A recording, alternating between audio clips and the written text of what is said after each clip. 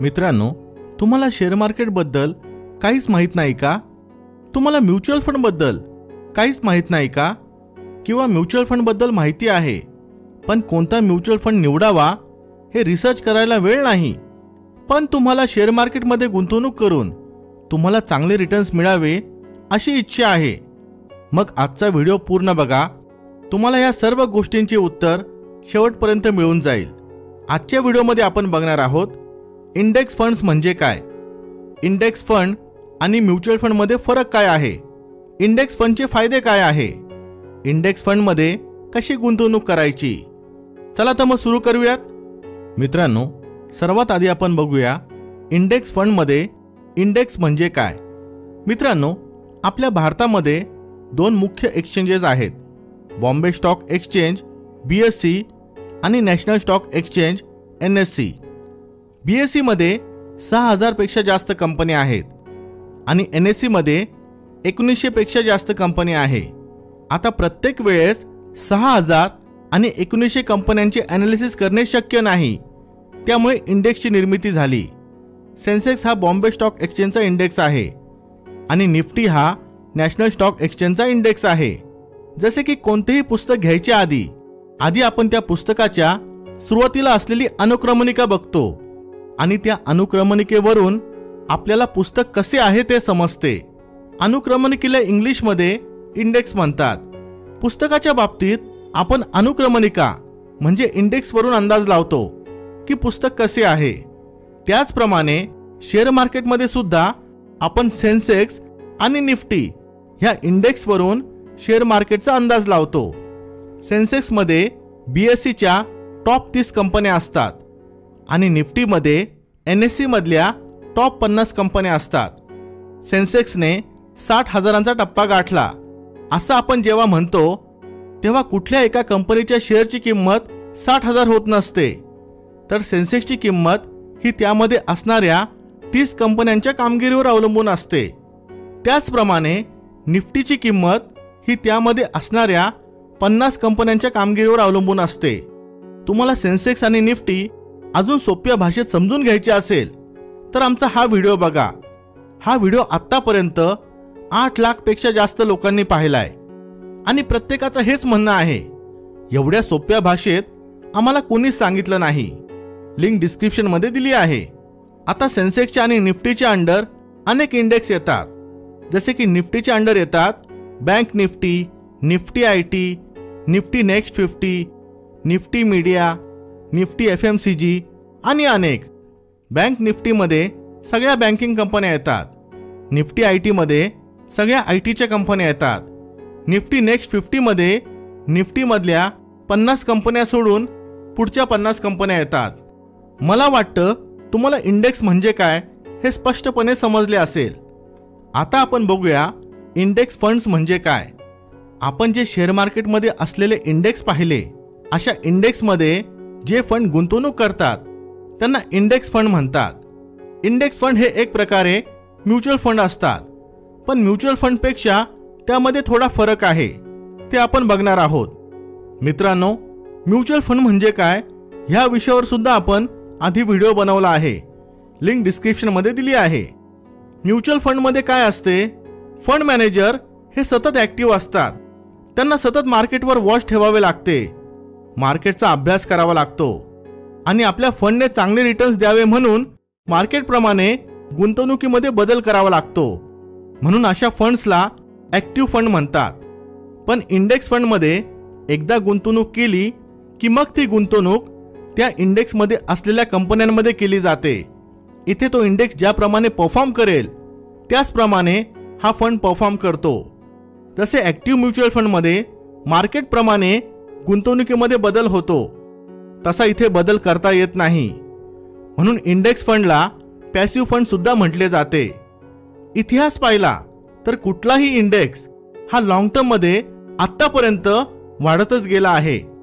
Nifty हा index 2003 मध्ये अंदाजे 1000 होता, त्याच निफ्टीची किंमत 2021 मध्ये 18,000च्या वर गेली होती।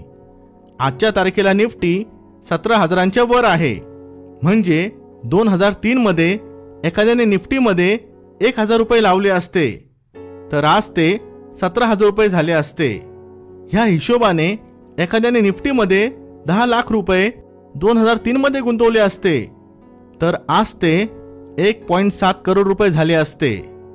मित्रांनो, तुम्हाला सुद्धा इंडेक्स फंडमध्ये गुंतवणूक करायची असेल तर मी इथे एक ॲप रेकमेंड करू इच्छितो ज्याचे नाव आहे इन्फिनिटी. ह्यामध्ये 5,000 पेक्षा जास्त म्युच्युअल फंड्स आणि 42 पेक्षा जास्त ॲसेट मॅनेजमेंट कंपनीज आहेत. इथे तुम्ही तुम्हाला हव्या त्या कालावधीसाठी पैसे गुंतवू शकता आणि जेव्हा ही गुंतवणूक चांगल्या प्रकारे वाढली असेल तेव्हा तुम्ही पैसे लगेच विड्रॉ करू शकता.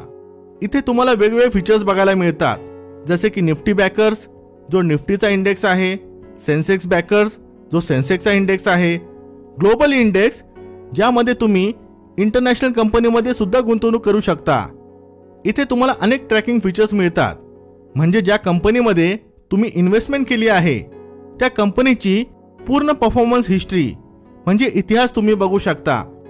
एवढेच नाही तर तुम्हाला तुमच्या फंड मॅनेजरची परफॉर्मन्स हिस्ट्री सुद्धा पाहायला मिळते. एवढी सगळी माहिती मिळाल्यामुळे तुम्ही चांगल्या प्रकारे निर्णय घेऊ शकता. लॉंग टर्म इन्व्हेस्टमेंटसाठी फिनिटी एक चांगले ॲप आहे. पॅन कार्ड आणि आधार कार्ड डिटेल्स भरून 5 मिनिटांमध्ये तुमची KYC प्रोसेस पूर्ण होते. डिस्क्रिप्शनमध्ये दिलेल्या लिंकवर क्लिक करून तुम्ही फिनिटी ॲप डाउनलोड करू शकता. आता आपण बघूया इंडेक्स फंड्स कसे काम करतात. जसे की आपण पाहिले की ॲक्टिव्ह म्युच्युअल फंड्समध्ये फंड मॅनेजर गुंतवणूकदारांकडून पैसे गोळा करतात आणि ती रक्कम वेगवेगळ्या कंपनीच्या शेअर्समध्ये गुंतवतात जेणेकरून फंड चांगला रिटर्न्स देईल. पण इंडेक्स फंडमध्ये काय होते, गुंतवणूकदारांचे पैसे आपण निवडलेल्या इंडेक्समधल्या कंपन्यांमध्ये गुंतवले जातात. उदाहरण बघूया. समजा एक इंडेक्स फंड आहे, त्यामध्ये 5 कंपन्या आहे ABCDE. आता ह्या इंडेक्समध्ये A चे वेटेज आहे 15%, B चे आहे 15%, C चे आहे 30%, D चे आहे 20% आणि E चे आहे 20%. आता समजा आपण ह्या फंडमध्ये 1,000 रुपये गुंतवले तर आपले पैसे सुद्धा ह्याच पर्सेंटेजने ह्या कंपन्यांमध्ये इन्व्हेस्ट होणार आहे. म्हणजे एक कंपनीमध्ये 15% ते होतात 150 रुपये, B कंपनीमध्ये 15% ते होतात 150 रुपये, C मध्ये 30% ते होतात 300 रुपये, D मध्ये 20% ते होतात 200 रुपये आणि E मध्ये 20% ते होतात 200 रुपये. अशा प्रकारे 1,000 रुपये ह्या इंडेक्स फंडमध्ये गुंतवले जातील. हे उदाहरण फक्त तुम्हाला समजण्यासाठी घेतले आहे. आता आपण बघूया इंडेक्स फंडचे फायदे काय आहेत. सर्वात मोठा फायदा म्हणजे या फंडमध्ये सर्वात कमी चार्जेस लागतात, ज्याला एक्सपेन्स रेशो म्हणतात. म्युच्युअल फंड कंपनी गुंतवणूकदारांकडून जो वार्षिक मेंटेनन्स खर्च घेते त्याला एक्सपेन्स रेशो म्हणतात. लार्ज कॅप म्युच्युअल फंडचा ॲव्हरेज एक्सपेन्स रेशो आहे 1.5%, पण इंडेक्स फंडचा ॲव्हरेज एक्सपेन्स रेशो आहे 0.2%. आता तुम्ही म्हणाल की फक्त 1.3% फरक तर आहे, त्यात काय एवढे. एक उदाहरण बघूया. समजा तुम्ही 10 लाख रुपये 20 वर्षांसाठी म्युच्युअल फंडमध्ये गुंतवले. वार्षिक 15%च्या रिटर्न्सच्या हिशोबाने 1.5 एक्सपेन्स रेशो पकडला तर त्याचे होतात अंदाजे 1,26,00,000. पण जर आपण 0.20 एक्सपेन्स रेशो पकडला तर त्याचे होतात अंदाजे 1,58,00,000, म्हणजे अंदाजे 32 लाखांचा फरक. पण मित्रांनो, ह्याचा अर्थ असा नाही की ॲक्टिव्ह म्युच्युअल फंडमध्ये गुंतवणूक करायची नाही. हे उदाहरण फक्त तुम्हाला समजण्यासाठी घेतले आहे. इंडेक्स फंडचा दुसरा फायदा म्हणजे ज्या लोकांना कोणत्या म्युच्युअल फंडमध्ये गुंतवणूक करायची ह्याच्या रिसर्चसाठी वेळ नाही, त्यांनी लॉंग टर्मसाठी इंडेक्स फंडमध्ये गुंतवणूक करावी. कारण आपण पाहिले की लॉंग टर्ममध्ये आतापर्यंत इंडेक्स फंडने चांगला प्रॉफिट दिला आहे. मित्रांनो, इंडेक्स फंडबद्दल ही माहिती तुम्हाला कशी वाटली मला कमेंटमध्ये सांगा. Thanks for watching. Stay blessed.